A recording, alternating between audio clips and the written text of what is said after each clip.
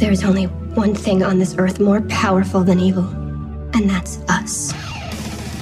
Hi, I'm Nicholas Brendan, and you're listening to the Buffy Back Issue Bin. Welcome to the Buffy Back Issue Bin, the show where we go through all the Buffy and Angel comics that are canon chronologically. I'm Zach. And I'm Emily. And I made it through. I'm very distracted. Why? The dog. Look at the dog. He's happy. He is settling down. Sandwiched between me and the back of the couch as tightly as possible. He does this with me all the time. It's not very comfortable. He's very happy about it, though. He is extra adorable right now. This dog has become like a body pillow for me.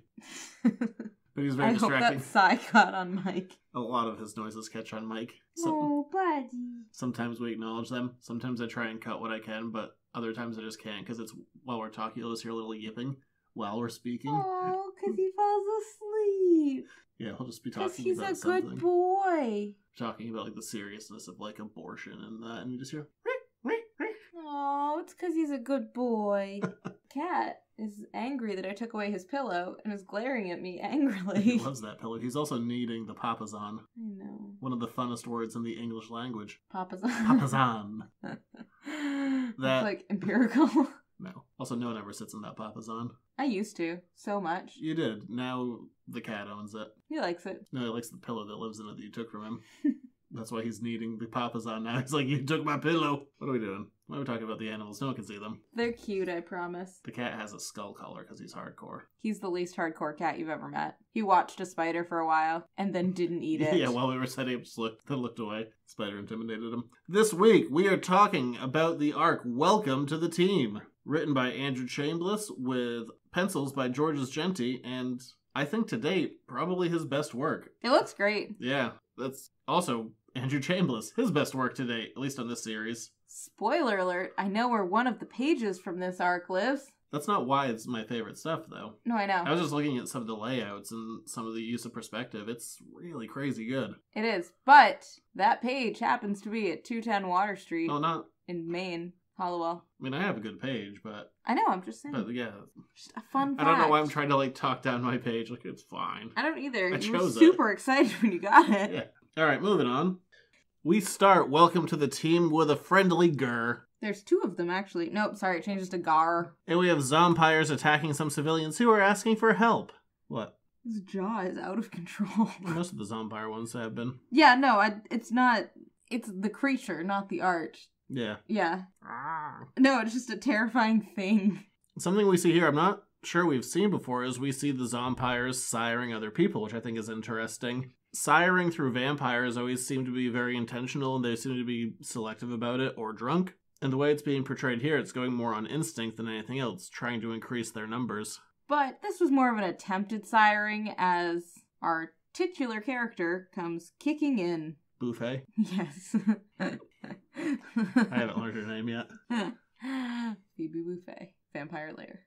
But Buffy comes in kicking with a solid crack against the jaw. And this is the first... There's a lot of blood that, like, spurts out of this mouth. Well, I mean, it was trying to spit blood back into someone else's mouth after sucking their blood. It's a whole thing. Yeah, there would be a lot of blood. Yeah. But this is the first panel that kind of, like, really draws you in. It kind of, like, piqued my interest. Like, oh, like, we're kind of stepping up the game here as far as the art goes. What really wins in this, like, we've had some good emotional stuff earlier in the season, some quieter moments. I think this arc is our best fight composition that we've seen so far from penciler Georges Genti. I always hope I'm pronouncing that right. Like, this first panel opens up, we have some great onomatopoeia of crack in the background as Buffy's kicking this vampire's jaw. But it's such a powerful kick, and perspective is being played with so much. She is literally, her foot has gone outside of the panel. She has kicked this vampire so hard she has left the comic. Yeah. I like it. I like that everything feels very frantic, and you only get pieces of each image. You don't ever get the full layout of what's happening in this fight scene. No, it's great. It's like the art's almost trying to catch up to Buffy, that she's moving so fast that you're only getting like, here's her grabbing a steak, there's some running feet, there's a hand grabbing, and just all this insane craziness, and there are all these really creative angles. It's a great fight scene. And Buffy is grabbed, as previously mentioned, and falls on her face. Yeah, and she loses one of her stakes. I think she actually ends up losing both of them pretty quick here, which is not ideal. But thankfully, Dowling and Billy are there to stake these vampires that are about to get her. And Buffy is just very angry that this vampire tricked her This is another great... I'm just going to talk about the art a bunch because it's really great. Like, Buffy is pissed. She fell flat on her face after being grabbed, and she falls on what I assume is supposed to be cobblestone. Yeah, cobblestone, brick, Yeah. patio thing. And she's so angry. This is a great angle, too. It's kind of hard to describe, but... It looks like she's climbing up a wall, but it's definitely the ground. Yeah, she's so angry. Like, her fingers are digging into the brick just so she can, like, get ready to punch the hell out of some more zompires. Her fingers. And her fingers are just digging into the brick, like, tearing it apart, just, like, rage grabbing the ground. It looks great. It does look great. And the other cool thing that we see, too, is that when Buffy kicked the zompire, she kicked her so hard that the zompire broke a bunch of the bricks apart as well. Like, you get some sense of the force because of it. Oh, yeah. Yeah, kicked her high into the sky, and then she fell on her back, breaking more of these seemingly very breakable bricks. I think it's a rooftop patio. Could be, yeah. Anyway, it doesn't really matter. You get the idea. And Buffy's about to stake this ankle-grabbing zompire when the zompire throws Buffy face first again. Yeah, and, like, breaks her wrist or something. It looks not a very good angle that her wrist is at. It's twisted, to say the least. Yeah. And she gets away, and Dowling even mentions, he's like, the way you're holding your arm, it looks like that it might be broken. And Buffy's like, yeah, if I was holding my arm like it might be broken, you'd know the difference. I've done it before. Referencing either that time she was a robot and had her arm ripped off, or season 4, episode 1, when that annoying vampire, I forget her name, the blonde one, Sunny, maybe? I don't remember. Messed up her arm. Yeah. And then Buffy's like, it's not broken. And then she staked her. And then she made a sad pout and turned to dust. What you all missed, listeners, was Zach's hands on his hips, showing me the pout. That's what she did. Then she turned to dust. It's true. But the visual was way better than whatever happened on the episode. Because she was probably dressed better than I am right now. How could that be? No, let's not describe this. Comfort is key. It's a podcast. You don't need to know how I'm dressed. Yeah, that's the beauty of podcasting. But everybody is saved by the sun coming up, aka all the non-zompires are saved. So the zompires crawl back to their lair, wherever that is. And Buffy's like, we'll get them next time, champs. And Dowling and Billy are like, where are we going to find their lair? How are we going to do this? And Buffy's like, oh, to be a part of a team again. Because the rest of the team is having their own issues. As we quickly see when Dawn is throwing up in their bathroom. Well, in her and Xander's bathroom, and he quickly asks, he's like, you pregnant? No, he doesn't say that. He says, you're not that thing we definitely haven't been planning for. That, is always the most comforting thing to ask to a woman who's throwing up. But no, she's not pregnant. And she's also not a robot, because thankfully Dawn has been pooping. Is that how we figured? No, nobody figured that out. That was just your own thing. Yeah, that's what Andrew said. He just didn't say it so explicitly, because he didn't quite figure out the food processing, so Buffy was vomiting up all her food. Because, yes, she couldn't poop. Whatever. Anyway. I didn't make it up. Don't blame me. You would have made it up if you could have. You would have made that exact scenario. Do robots dream of electric poops? I hope not. Does anybody? Anyway, so they decide that in the end, Dawn just has a regular old flu. And that they're regular old people. They don't have to worry about things like being robots anymore. Or, centaurs. But having the bubonic plague. Since this is Buffy and pacing is a thing, it's not just the flu. Hashtag spoilers. I know. Did you know the flu is already going around?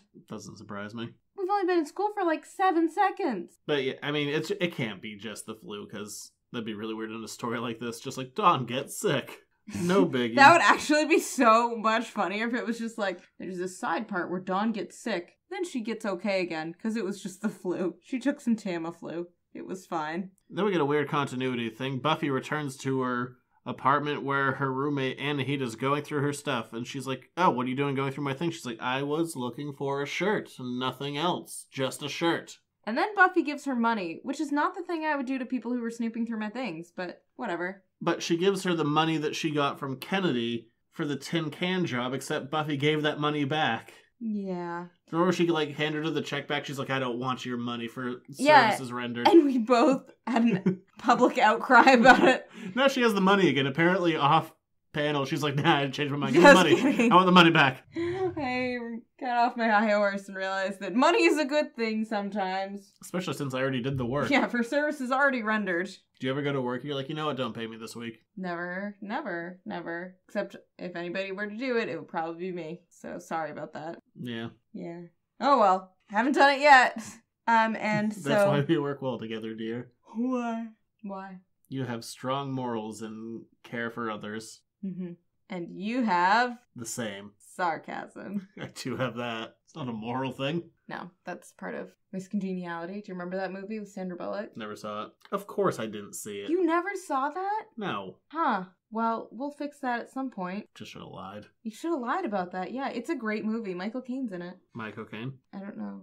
But at one point in the movie, they decide that all she has is sarcasm and a right hook. Do you have a right hook? Oh, yeah. So that's all you have to. But after stopping at her apartment, Buffy goes over to see Xander and Dawn, where we see the scene that she had inside of Willow Wonderland, where they're discussing whether or not Buffy's in love with Dowling. Oh, she's not in love with him, but, she could go on a date with him. Yeah. Except this time Dawn has a face. Yay for Dawn having a face. Oh, that all just clicked. Oh, did it? Yeah. Oh, good. Glad I brought it up. I was actually reading that scene and I was like, this scene seems really familiar. I'm so sorry. It's been a really long month, I guess. It has been a long month. Personally, professionally. Emotionally. Existentially. Has it been that one? Probably not. I don't know. Less that one than the others. Just wanted to keep adding on. Oh. That's what it felt like. Yes. So Buffy goes out to meet her non-boyfriend, Detective Dowling. And they decide that they're not dating because they don't have breakfast in the morning after their nights out together, which I just think is very funny. And so they decide to have breakfast the next morning. It's so fun. It's so charming. It's so much less sexy than it sounds. Like we spend all night together but never go out for breakfast afterwards, except all they're doing is killing things. Oh, but it's so cute. No sexy time. No, they're killing things. They have a job to do. But ruining this moment between Buffy and Dowling, Billy the Vampire Slayer runs up and he has a rope that he soaked in holy water. So... Not a terrible plan. I know, innovative on Billy's part. Yeah, I like it. It's I a good Billy plan. That one. Except I'm going to take away him wearing the... Bazinga shirt? Yeah. I didn't notice that it was a Bazinga shirt until right now. Look, I'm going to say this right now, and this is probably going to go for most comic book store owners. No, I haven't seen Big Bang Theory. Yes, I'm aware there's a character in that show who runs a comic book store. No, I'm not going to watch it. Wow. I just don't think it's going to be up my alley. No, you're very picky. I have no interest. Also, just so we're clear, we haven't watched something that's not children's programming in at least 3 days. You can think about it. It's still a true statement. Yeah, probably. A couple of kids' movies, some kids' TV. Yep. Like really young age, like 3. We watched like Sophia the First. Not true. Super Y Kids. I don't know what that is. Yes, you've seen it. Have I? Yeah, you have. Is that one of the kids' one? Yep. Kid like it? Yep. That one kid we interact with? Yes, the one kid. Okay, so yeah, I probably have seen it. Yeah, you have. So vague. The kid like it? Why else would I know about it? I don't know. You work with children, I don't. They're not that young. They're all like going to see it right now. I'm like, no, I do not watch that. I mean, I'm not going to watch it when you're here. I'll red box that by myself. I've read the book. I've seen the 1990 TV special. You know what's adorable that I know that they did? This is so off track. No. The whole thing with it is... Nobody has ever said that it was adorable in any sense of the word. Okay, continue. This evil clown / interdimensional being, decided I don't care. No spoilers for something that came out in the 70s. Mm-hmm. Statute of limitations is passed on that. Keep going. The odds of me reading and or watching anything related to this are 0. Perhaps less than that. But it's supposed to come back every 30 years. But I guess in this new movie, they say that it comes back every 27 years. So it'll fit nicely? Guess what came out 27 years ago? The first movie? Yeah, the TV miniseries. Aww. Isn't that adorable? That is charming. Oh, that's a year after me. Yeah. I was guess they should get all the kids who played the younger generation to come back, except I'm sure none of them except Seth Green ever did anything. Seth Green was in it? Yeah, baby Seth Green was in it. And as a nice segue, he was also in Buffy. Not in this arc. Back to Billy. So, Buffy, Billy, and Bowling. Buffy, Billy, and Benny. So Buffy, Billy, and Dowling, ruining the alliteration, all go into this warehouse where the Zompire nest is. Do you think that Buffy is short for Elizabeth? That's what it is in real life. Is it? I have no idea. Did that just blow your mind a little bit? I thought Buffy was just the name Buffy. I'm sure it could be, but Buffy is also a nickname for Elizabeth. Oh, weird. Probably other things too, but I've seen it as a nickname for that. Anyway, sometimes I wonder that. It's the first I've ever heard of it. Okay. Maybe. One of my knitting people that I read her blog, she has a sister named Buffy, but it's short for Elizabeth. Alright. So they all jump into battle, staking zompires left and right. Buffy doing, all the heavy lifting because she's with a guy and a teenager. And she's looking very Indiana Jones-esque with her Brown holy coat. water-soaked rope across her chest like a whip, and her brown coat and her brown pants. And her brown gloves. She just needs the hat. Dun, dun, dun, dun, dun, dun, dun. And they're kind of in like this trolley warehouse, which kind of looks like that time when he was on the train when he was a teenager in the third movie. Yeah, with River Phoenix. He's dead now. Wow, way to bring down the tone, the atmosphere. And Buffy finds the zompire that attacked her the night before. She ties her up with the holy water rope and stops for a moment, only to be kicked in the face. Yeah, meanwhile, the holy rope is actually doing its job, and it's making the zompire's skin sizzle. So, points to Billy for a good idea that actually should have worked, but didn't, weirdly. And everybody's like, what is happening? Like, why'd you let that zompire go? And Buffy's like, I don't know. I feel like I've seen her before. And then she's teleported away. And as she gets teleported away, that means that there's, some zompires that are not yet dead. And Dowling and Billy are totally screwed, especially Dowling, because this zompire just bites into him deep. Yeah. And he goes, ah! Right. And the background is red, so we know it's bad. Yes. Yes. But Buffy is all of a sudden in this weird new place. Los Angeles. That she didn't mean to be in. This weird new place, the City of Angels. Yes. And someone has brought her there. Who can bring people places in a world without magic? I don't know, I gotta do some video editing, or not video, this is a video.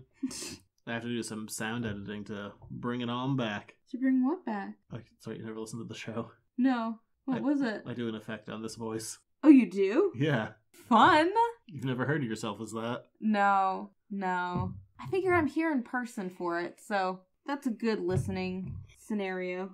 So Buffy is looking over the Los Angeles cityscape, where someone is speaking to her off screen, and points out over the landscape, saying that everything is her fault, and this is a strangely leathered hand. It's just wearing a glove. It's a fancy glove. Well, it's really part of a cat suit. Which we soon see, because who is it but Illyria? Oh, are you ready for me to fill that in? Well, Illyria's I thought back! you might, but you didn't, so that's okay too. And Buffy jumps in the air at her, and Illyria just freezes her in that spot. Yeah, pretty much. Also, Illyria has some, fancy cheetah print on her jumpsuit now. It's always there, kind of. I don't remember it being quite so cheetah-y. Like Cheetah Face from Star Trek.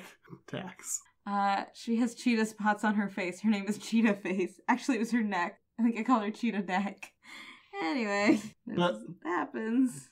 Illyria freezes Buffy midair. She's like, I still have power in me, so you can either join us or perish. By the way, we kind of didn't talk about any of their other conversation. Illyria wants Buffy to join her on a mission. I was trying to wait for the reveal. They just said that. Whatever. Yeah, so there's a new council about, not a Watchers Council, but a council of demons that Illyria's part of, and she wants Buffy to drink the Kool-Aid. Yeah, but as Buffy, was trying to attack Illyria with a stake, I'm not sure what the stake was going to do to Illyria, who just teleported Buffy somewhere, so, whatever. But yeah, on a power scale here, Buffy is, not at the top. no, it's a good cover. Yeah, by Phil Noto. It's pretty. It is. Great rendition of Buffy and Illyria. Okay, so back to Billy's head we go. And Billy's, freaking out because Dowling is not doing well. Also, he's kind of dying.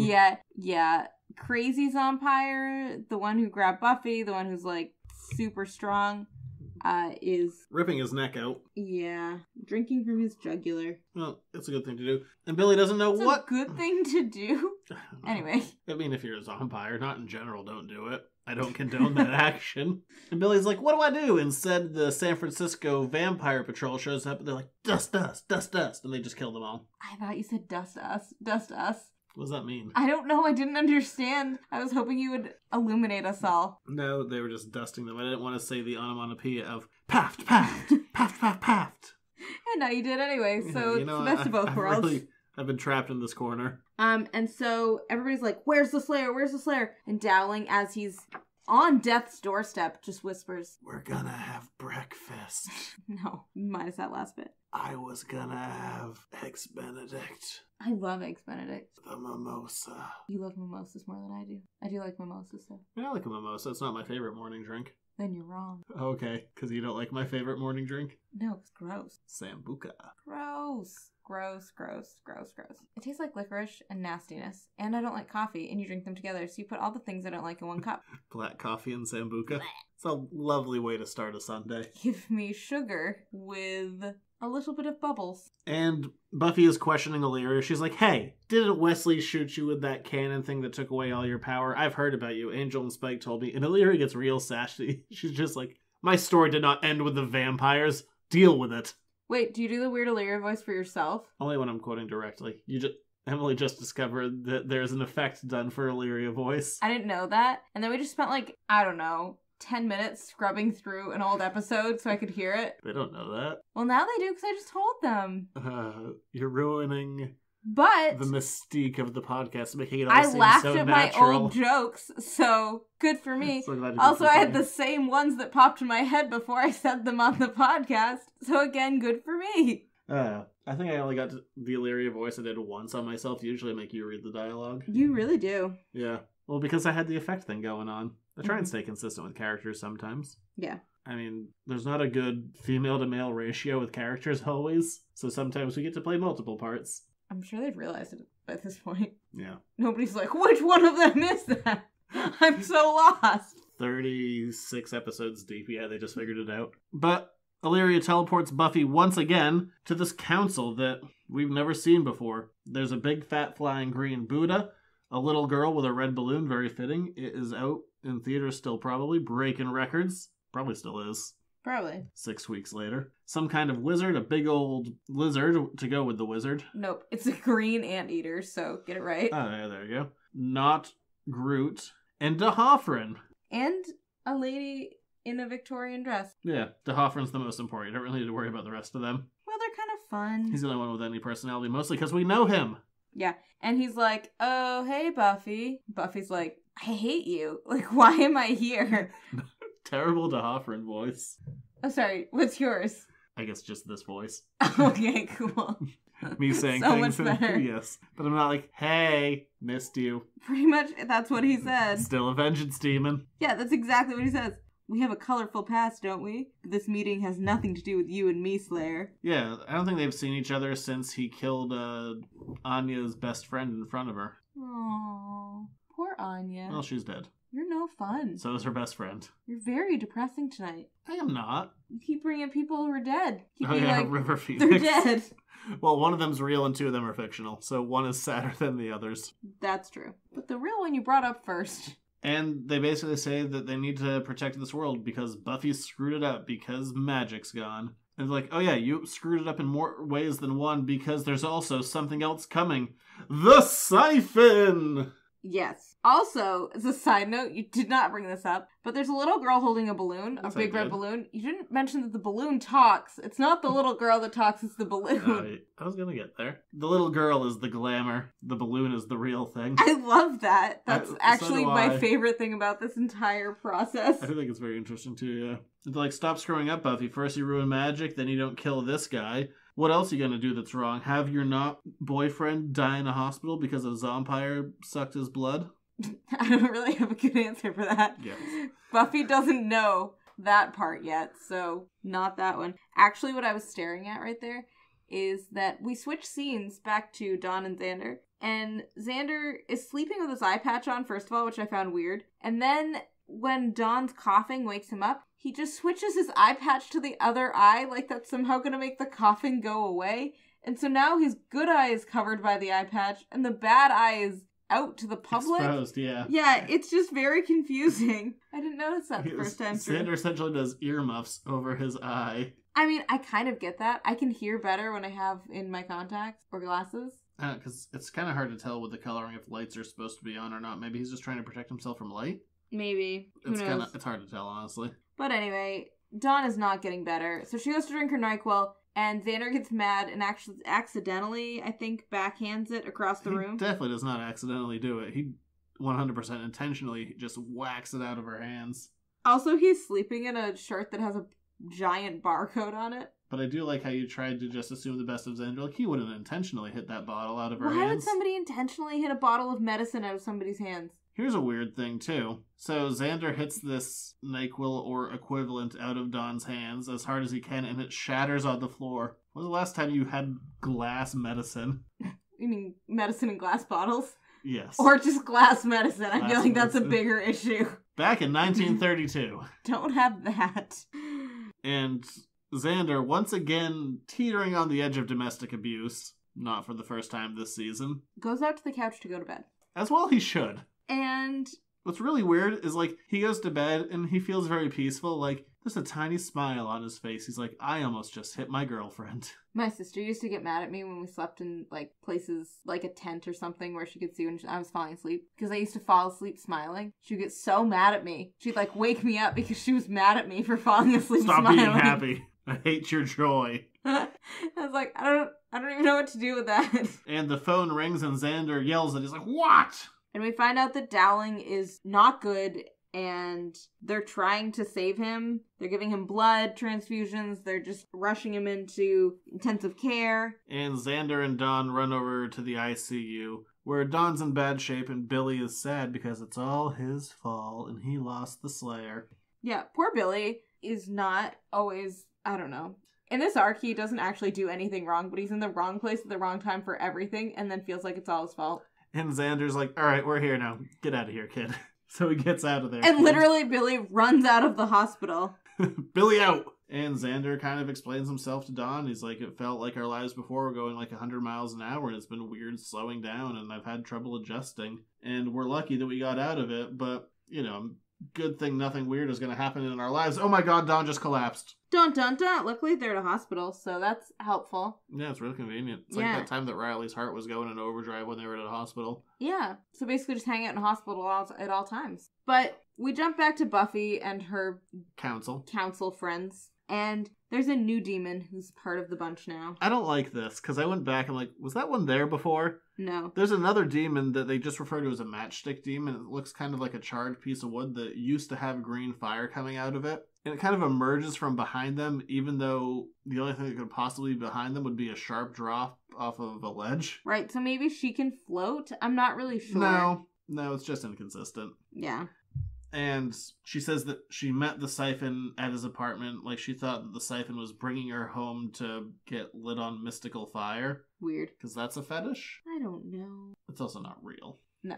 But they weren't there for weird sex things. He was just there to take her power, and now she's not a matchstick demon. She's just like sad Groot now. Yeah, now she's just a piece of wood without fire. Yeah, they took away the one that was Groot in the last issue and replaced Groot with this. No, he's still around. Where is he? Just not in that panel. Oh, okay. But I lied to you. Something that I really like here is Illyria comes through and she tries to comfort this demon, which is very non-Illyria-like, but it works with her growth. I understand your pain. I spent more time than I cared to trapped in this body with diminished powers. Every day I felt more and more human. Illyria doesn't like being human. No. That's a song in the new Beauty and the Beast movie. Human again. And Buffy's just like, I heard that was an improvement. Illyria's like, no. Yeah, according to your multiple ex-boyfriends. I also like that she calls Spike and Angel half-breeds. Yeah. More half-truths from the half-breeds. I find that charming. She's so condescending. I like Illyria a lot. Yeah. Are they half-breeds because they're half demon, half human? Well, because they're just mixed. They're not pure blood demon like Illyria. Oh, okay. And even though Buffy admits that normally her role would be to take out demons like the ones on this council, that the siphon has to be stopped and she's in and she's going to join this council. Cool. So off Illyria and Buffy go to get some reinforcements. And who do they get? Not Spike. But Ko. Do you guys remember Ko? He had like the weird glowy hand thing. Yeah. He's with Buffy and Kennedy. At Tin Can. He lives in Alcatraz. Details like that. Yeah, he does his own thing. Yeah. And Buffy's like, oh, it's you. He's like, hey, Illyria promised to help me find out who killed my family. Oh yeah, because other important detail, if you don't remember, he also tried to kill Buffy or let her die or something. It wasn't great. Yeah, because his family was killed a millennia ago, and Illyria says that she can help him figure out who killed his family, because Wolfram Hart says that the demon, who's millennia old, is still on Earth, conveniently enough. I think it's the balloon. This is the worst mystery ever. I think it's the balloon. I don't. And just in case you How does the balloon work? Do you have to be holding the balloon to be the mouthpiece of the balloon? They'll do more with the balloon later. I like the balloon. And no, there's no misdirect here. It's exactly what you think it is. Pretty much. It seems really lazy. But anyway, It's just too obvious. They're all like, that's fine. So our merry little band of 3 will go off to find the siphon and capture him. Meanwhile, they don't really have a plan for capturing the siphon. They're just like, we're gonna go get him. We're gonna punch him. It's basically the gist of it. Yes. Ko is ready with his demon slicey blade. Illyria is ready just to punch through a wall. She comes from the angel school of entering things. Yes, and Buffy crashes through a window, so I guess Buffy does too. And we find out the siphon was ready for them all along because he had a man on the inside, the matchstick demon, who he also double-crossed and is now killed and sucked out all of her power. Like Hercules Mulligan. There was a man on the inside. We just hadn't done a Hamilton reference in so long. Sorry. So anyway, matchstick demon is done. So the next issue begins. Sev is ready. He's all juiced up. He's shooting lightning out of his fist. Buffy has a sword. Ko has his little laser discs. And, fun fact, I've seen that page in person. Oh yeah, that's at the store. Many a time. It's a good page. It is a good page. They're ready for a showdown. And Sev shoots some lightning at them with a solid crackle. And boom! And they're all shot backwards. And so everybody's down for the count except for Sev, because he clearly has a lot of power. Because he has the crackle boom. He has the crackle boom. That sounds like Rice Krispies kicked up a notch. So Sev walks right over Buffy and Ko, doesn't care for them. He's there for Illyria. It was a trap all along just to get her power. But at that moment, Buffy gets right in his way. And right before Sev can take her power, she just teleports away. And he has a really weird reaction. He just goes, Slayer! I know, I read she that. Has nothing to do with it. I read that combination of things so many times. I was like, what happened? Like, where did Illyria go? And also, why is he yelling at Buffy right now? Yeah, he's yelling at Buffy for nothing that she did in any way, shape, or form. Yeah, it's kind of a theme. And he goes after Buffy and, he villain monologues at her. He's like, I'm gonna take away Illyria's powers because she can go back in time and I'm gonna save my girlfriend. So villain's monologue too, huh? I am the villain. What? Your history books. Oh. Boom! Oh, you set that up so well. You're Aaron Burr. You chose to be Aaron Burr from this situation. You want to go take over Mexico and then fail miserably at it? Yes. Okay, cool. Alright, so fun fact about Aaron Burr. So... Oh, you walked into that so well. I did. That was quick. So while Sev is monologuing, here's something I didn't know Ko could do. Those little lasery discs that he can make from his hands, turns out he can let go of them. And he can send them, like throwing discs. I just assumed that they were attached. But no, this art shows that they can be separated from him because he just stabs Sev in the back and leaves it there. He's like, bitch. Probably go now. So Illyria pulls them back out of wherever they were to wherever she is. A couple 100 feet away from Sev's house. Yeah, and she's like, that siphon will never have me. Except he might. Dun dun dun. So while this is going on, we've also had 2 other separate stories happening. We've had one with Billy and one with Xander and Dawn. Which one do you want to talk about first? Let's do Xander and Dawn. It seems... What is their couple name? Zonder. Oh, it's so bad. I just made that up. Does it work? Not traditionally as a couple name. Or Dander. Dander. Donder. Or Zon. Oh. I like Zonder the best. That one wins. So Zonder at the hospital. And they can't figure out what's wrong with Dawn. There's something medically wrong with her, but they just can't figure it out. It's not like what happened with Buffy's mom. It's not an aneurysm. It's not a brain thing. So she's hooked up to all these machines. And they just don't know. And the doctors are like, look, we're not going to stop until we figure it out. And Xander is having a conniption. Because he doesn't want to be Xander. He wants to be Zonder. Oh. Sorry. You're not sorry. That's the problem. No, I'm quite proud of myself. I know. And he doesn't know what to do. Meanwhile, Billy has been having problems of his own. He wants to figure out what happened to Buffy. So he's talking to his boyfriend, Cute Devin. I forgot that was his name. Full name, Cute Devin. Cute. No. Well, you saw how many abs he had. No, but are you just imagining him filling out the SATs as Devin, comma, cute? filling in all the little bubbles. C-U-T. No, he has a separate last name. He's Cute Devin plus whatever his last name is. His two first names. But still, don't you imagine him filling out, like, SAT bubbles for that? Yes. Not really, but sure. Okay, well, that's just me then. And Billy, who is currently staying with Buffy, runs out of the house. He's like, I have to find Buffy. And Anahid's like, Buffy's gone? What are we doing? Yeah, cool. Because you missed the part, because you got distracted by Cute Devin, where Cute Devin was like, what would the Hardy Boys do? Which, legitimately, if anything terrible happens, I want you to ask me, what would Nancy Drew do? And that would make me feel better. There's a Nancy Drew comic out right now. Why? A Nancy Drew Hardy Boys crossover. I don't want the Hardy Boys. No one likes them. I just want Nancy Drew. Okay, well, I have nothing for you then. Is it good? I didn't read it. I couldn't tell you. Just read the Nancy Drew parts. Okay, I'll skip half the book. Yeah, that sounds fine. So, Billy goes return to the scene of the crime, and he runs back to the warehouse where he's going to check security footage. Yeah, because weirdly this warehouse has security cameras in it, but they didn't try to stop the zombie nest that was building in their warehouse. Unclear. And Anahid follows him there. Do you think that vampires can be caught on camera? Well, digital ones, I imagine. But do you think that vampires can be caught on digital cameras? On digital, yeah. I mean, the show even had them being caught on regular cameras, which does not work within the science of the universe. Right. Because it's done with mirrors. Yeah. Huh. But yeah, I mean, they have old photos of Angel from like the 50s, which shouldn't work, but did. No. Interesting. So Anahid shows up. She's like, I'm here to help. And Billy's like, get out of here. You're not a slayer. You don't know what it's like to have a calling, even though I don't. So she leaves. She's like, yeah, she's all like, right. That's fine. She actually throws up her hands and goes, yeah, I get it. I'll leave you to your detective work. Not helpful. Also, she came all the way down to that warehouse and she's going to be like, okay, bye. So back with the council, they're discussing the fact that the Siphon wants Illyria. She's like, yeah, he's not going to get me. In fact, we're going to set a trap for him and we're going to kill this son of a bitch. They don't say that last bit. Well, that's not really Illyria-esque dialogue that she would typically use. I also was going to say, because it's a family comic, and then I thought of some of the things that have happened in this comic. They just don't use poor language. It's saucy, though. It is saucy, I suppose. Relatively violent, a lot of death. Yeah.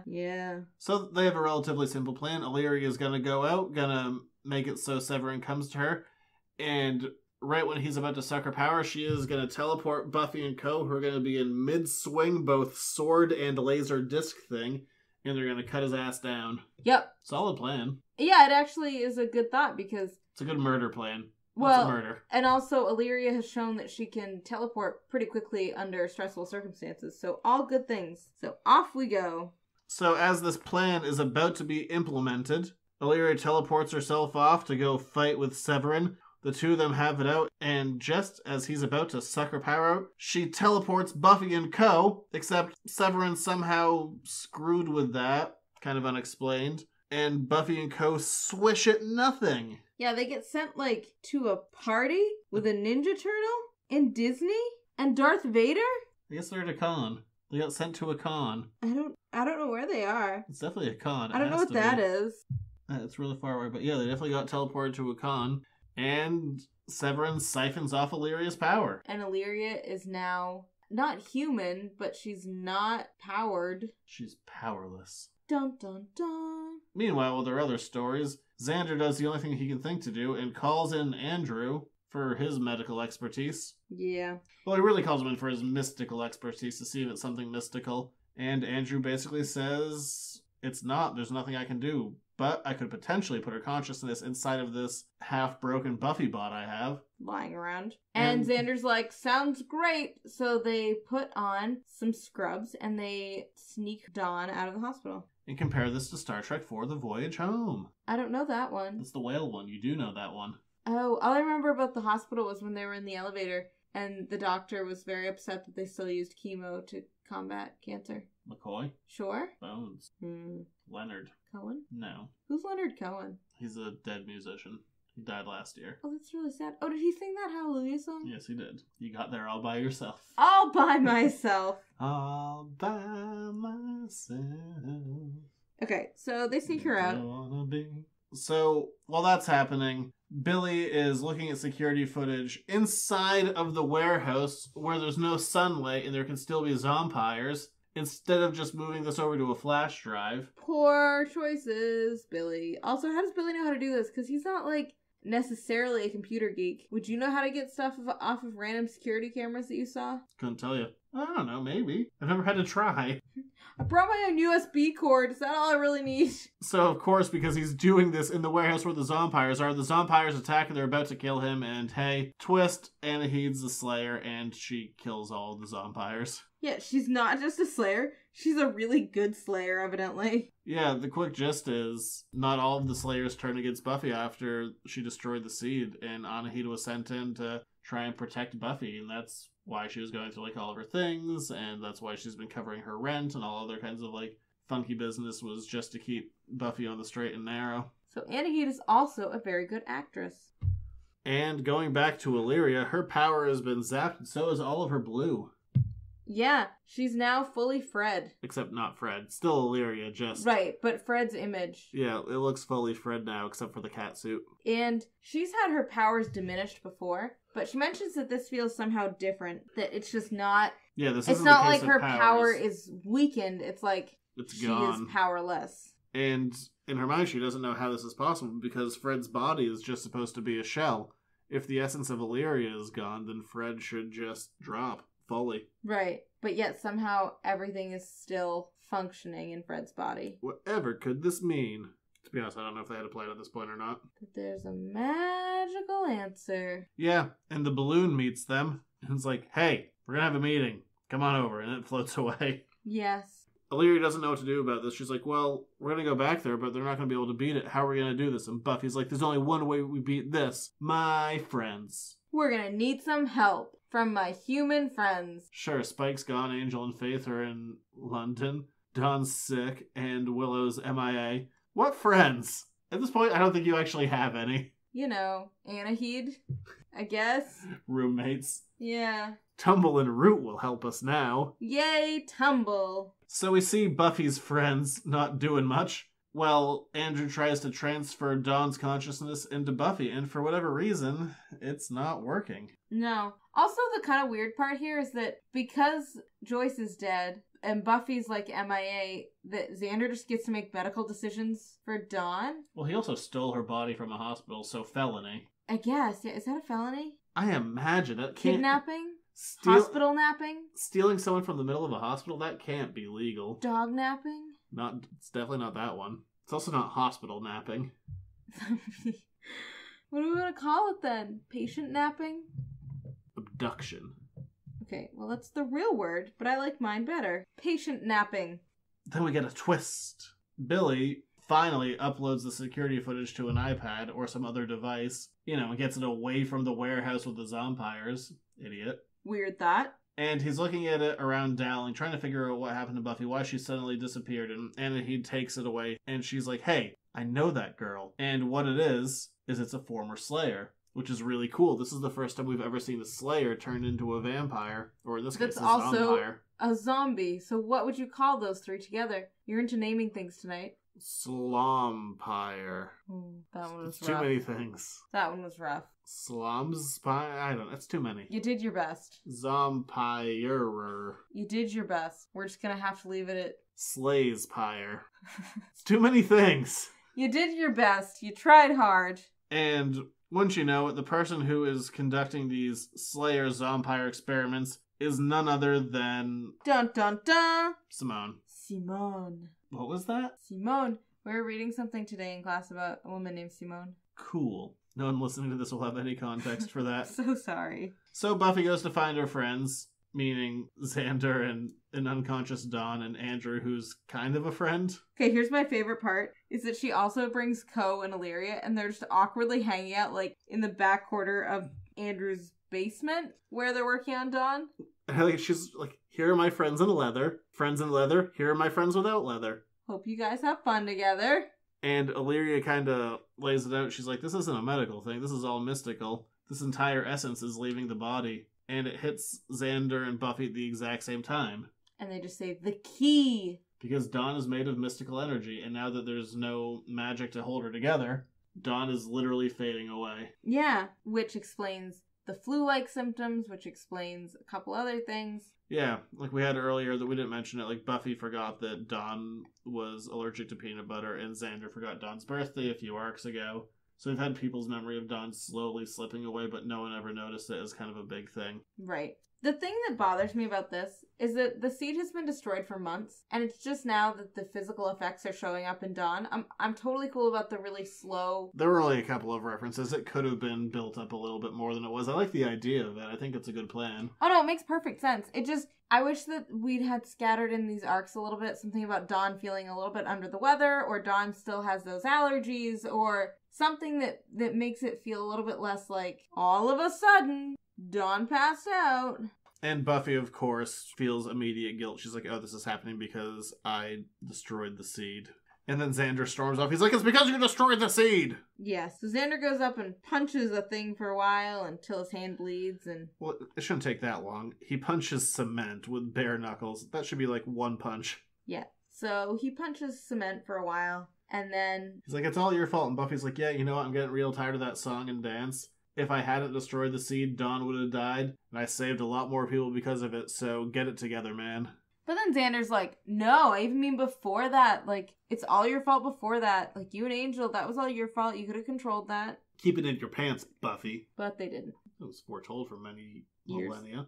Couple years. Yeah. 3 to 5. And then they had sex in space. That was so odd. So odd. And Buffy basically says, shut the hell up. We're going to do this together. We don't have time for this crap. Yeah, I'm kind of with Buffy on this. That's a lot of things to be holding over Buffy, and a lot of steps back to blame directly on Buffy. Yeah, I'm also on the side of Buffy of, you know, she would have died if I hadn't done anything, so get over yourself. Very much so. And we finished this arc with a one-shot titled The Watcher. But as it takes place almost exactly where we leave off in the other arc, it feels more of a continuation than its own separate one-shot. Yeah, and we flash back to a scene that isn't getting old yet. I know, I think when you were reviewing this arc, you told me some number like, this is the third to last time we ever have to see this. I think it might be the last, maybe the second to last. Because we go back to the very end of Season 8, once again with Giles' dead body on the floor. Getting kind of sick of this. Poor Giles. And we have this all inside of Xander's mind. He's telling us the tale of his point of view. He went down there to make a difference, but he didn't. And Angel comes out of it. He's all confused. He's like, Buffy? What happened? Is Giles okay? He doesn't look like it because we can see his neck bones poking out. Yeah, no, Giles is not okay. Thanks, Angel, for checking. That was kind of you, I guess. Why is everybody crying? Yeah, and we find out that soon after this particular moment that Xander rushes up and punches Angel in the face. Well, the title Watcher is being used in a derogatory sense towards Xander, going back to that whole Season 7 thing of, like, you're the one who sees everything. Right. And Xander just is building with rage. He's like, all I do is watch my friends die. And he kind of lists everyone off. Tara, Anya, Renee, Giles. That's what I do. Watch and watch and watch. And it builds up, hides in you, becomes a part of you. You don't even know it's there. Until it finally makes you do something besides watch. And he just beats the hell out of Angel. Hard. Like, there's a lot of blood. He is going as hard as Angel as he possibly can. Here's the interesting thing, too, is that clearly Xander had a lot of affection for Giles, but I never really thought of Xander as such a huge, I don't know, Giles fan is not the right word, but as having such a strong connection with Giles that he is willing to get this angry about it. I think they knew each other very well for like a decade. They did, yeah. It's a long time. And Angel's just like, it wasn't me. And I like what Xander says. It's like, you always have an excuse. Guess what? I don't care. And to a point, yeah, Angel always does have an excuse. Yep, Angel's really good at complaining, being guilty, and always having an excuse. So he's about to stake Angel with the broken scythe, and Buffy stops him. And he does stop. And we cut back to the present day, and Xander is once again feeling useless watching over Dawn. He's also changed shirts since 5 minutes ago. Which is good, because he probably hasn't changed shirts since the beginning of all of these things. Whereas wearing a Sunnydale High School shirt, even though all of his stuff should have been burned up in the crater. No. Who knows? He could have gotten it from the school store or something. The school store that got blown up in the crater? Before the school store got blown up. Anyway, so the two of them are still trying to work on Dawn's little problem. Except they're being real childish about it. Like, Xander is refusing to talk to Buffy, and he's making Andrew talk for him. It's like, I'm not talking to her. Andrew, tell her that I'm not talking to her. This is helpful. It's real helpful right now. And despite Buffy being like, shut up, we're gonna work together, Xander storms off. Yeah. Yeah, Xander's really not at his best in this particular one-shot. And while part of me enjoys seeing his internal thoughts, the other part of me is like, yeah, just go do things. You're not helping. You don't have to talk about it. He goes back to the apartment that he has with Dawn, and he has a nice Back to the Future moment where he picks up a photo of Joyce, Buffy, and Dawn that was in season 5 of the show. I'm sure they showed it in more scenes than just that, where Dawn's photo fades away a la Back to the Future style. Right. And so it's things like that photo should have started fading day 1 after the seed was destroyed, right? Yeah. But instead it waits until now. It's just a little odd. So it can build to the finale. Yeah. And Xander is teleported away. Gonna be a lot of that going on now. Poor Xander. Because now Severin has the powers of Illyria. Right. And so Xander was a little taken aback that he landed with Sev and Simone, not with Buffy and Illyria. And he tries to attack them immediately, because, he's just angry. And, of course... They have guns nothing and happens. lasers and magic, so he doesn't get very far. And Slayerness. And Slayerness. And they basically say, hey, we can go back and we can save Dawn. We can make it so none of this ever happened. All we want to do is save Severin's girlfriend and make it so Simone can be top dog. And if we do that, that means that Dawn gets to live. Right. And the whole point of Sev is that he and his girlfriend were talking about how they want to make all of the good things last forever. Bunch of whiners. Yeah. And Buffy goes back to the rooftop for some reason, where Xander was punching things. I guess to see if Dawn is teleporting in? I don't know. What? Oh, that was weird. I guess she just wants to look at the blood that Xander left behind, like, good. Hope he hurts. Yeah. And Andrew follows her up. He's like, hey, you're going to save your sister. I believe in you. Which was really sweet. It is a really sweet Andrew moment. And there's nothing... He doesn't get a lot of those. There's nothing really sarcastic about it, or... No, he just comes up. He's like, you always save the day. You're going to do it again. It's very comforting. And then Buffy ruins the moment. She's like, be nice to hear that from someone that I trust. Always undercutting the moment, Buffy. You're the worst. Yeah. But instead, we get Willow back. In a corset. Again. With the newly fixed scythe. With the new paint job. Yeah. And Buffy gets all excited. She's like, oh my god, you're back. And Willow performs some magic. Ever since Buffy had her face planted into the ground, she's had a scar this entire arc. And Willow's like, well, that is unseemly. And she magics the scar away. And Buffy is so excited that Willow has some magic back. She's like, oh my god, you're back in the game, you have magic. And Willow's like, no, I only have a little of it, and I need to use it sparingly to try and bring it all back to the world. Thank god I wasted some of it on a glamour. And Buffy's like, And fix your my vanity. sister! I don't care about the rest of the world, fix my sister! But thanks for fixing my scar. Yeah, and that, I suppose. And Willow goes to Dawn, and she's like, I don't know if I can fix this. This is something beyond just doing a spell. There has to be a core of magic in this world, and we don't have that right now. Maybe they should do something about that. Who knows? And while that's happening, no one knows where Xander is because he's off with Simone and Sev, and they convince him to help them. That if he helps position Buffy where they need her to be, that they can save Dawn and save the world. Yes. And Xander agrees because he's an idiot. Right. It's... This part to me I did not love. Mostly because Xander has been through everything with Buffy. All of the crazy things, all of Buffy's bad decisions, all of Buffy's good decisions. Xander has been there for every single one. And now he's like, you know what? I'm going to throw that away. I don't trust her anymore. Well, I mean, especially going back, if you want to go back a ways to the season 5 finale where Buffy's like, where Giles is like, killing Dawn is the way to save the world. And Buffy's like, if anyone gets near Dawn, I'll kill them.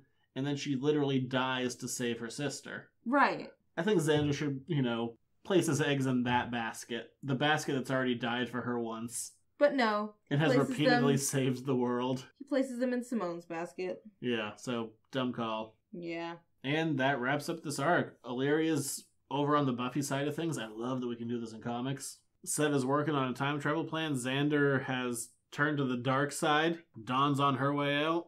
Willow's back. And all we got next time is a finale. Is that really it? End of the season. Huh. We're going to finish up Angel next time, and after that, we'll be back for Buffy. Is Billy in it again? Also, what's up with Dowling? We'll find out both of those things next time. Unanswered questions. Also, I don't know. I just keep thinking about the whole Xander betrayal thing. It makes me sad. I do buy it to a point. I don't think it was poorly handled. Oh, no. He's also very impulsive and makes poor decisions frequently. So, all of these things make sense. Like, he and Anya got engaged because they thought the world was ending. Yeah, no, he's big on the apocalyptic decisions. Yeah. He should stop doing those. Yeah, I don't know. Overall, I like this one a lot. I think the art is the best that it's been. I love having Illyria in the mix. I also love having Illyria interact with Buffy. You know what I loved? Like, you don't get Buffy dealing with a lot of characters that are more powerful than her, especially female characters. I loved that the story moved forward in a pleasant amount of new content. Not so much that I was confused, not so little that I was bored or felt like the story was a waste. Treading water. Yeah. People trying to fill an issue count. That's always the problem with especially modern books. These aren't just Dark Horse or like IDW, but in general when you're writing for trade. Yeah. But all in all, a really solid arc. This has been the best one so far of Season 9. I think the finale is probably going to... Actually, I'm going to retract that. The finale is the best that this season gets, but this is the first one that I've really attached to so far on the Buffy side of things. Yeah. At least this season. Last season, overall, I liked, but this one, they tried to step a little too far back and then made some weird choices about metaphors. But This is the first one where it's kind of felt like the essence of the show again.